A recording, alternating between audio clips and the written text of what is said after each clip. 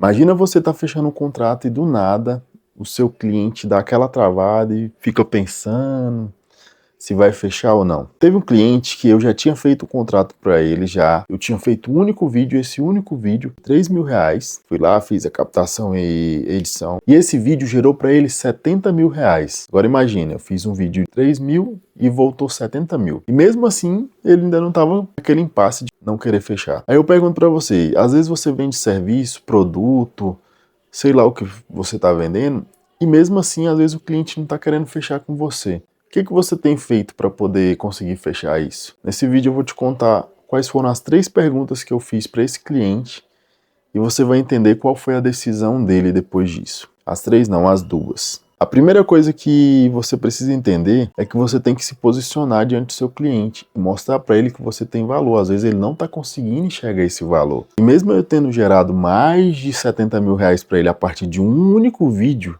que eu fiz, ele não estava conseguindo enxergar. Só que aí você tem que colocar o seu cliente na posição, tirar ele do automático e colocar ele na posição de quem raciocina, quem pensa. E a melhor forma de você fazer isso é fazendo pergunta. Eu fiz 2 perguntas para ele, e a segunda eu acredito que foi a melhor. A primeira pergunta que eu fiz para ele foi o seguinte: qual é o material que você vai ter para o próximo evento ou para o seu time de vendas conseguir fazer vendas? Vai continuar com aquele material antigo, que apesar de antigo foi muito bom, gerou 70.000?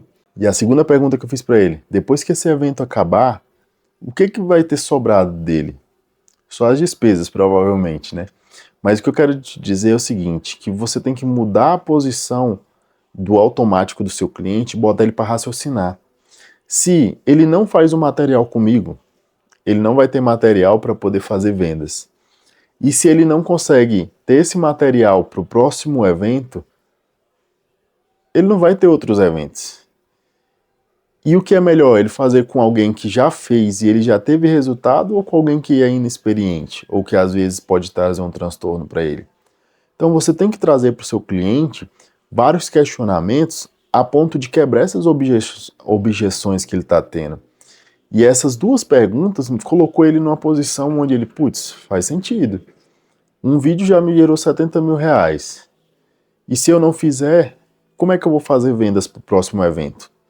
E outra coisa também é que estava em cima do evento, não tinha como ele cancelar. Então você precisa entender e aprender a fazer essa valorização a respeito do seu material. Você precisa valorizar o seu material a ponto dele falar, caraca, eu paguei 3, mas voltou 70, entendeu? Me conta aí qual foi a experiência, ou o que aconteceu aí na vida de vocês, em algum tipo de serviço, onde você foi para fechar e o cara não fechou com você. O que você acha que atrapalhou a sua venda? Coloca aqui nos comentários que eu quero saber. Pessoal, a dica de hoje é essa, eu espero poder ter contribuído. Então sempre faça perguntas e não deixe o seu cliente fugir dessa mesa sem fechar esse contrato, beleza? Já segue a gente aí. Beijão.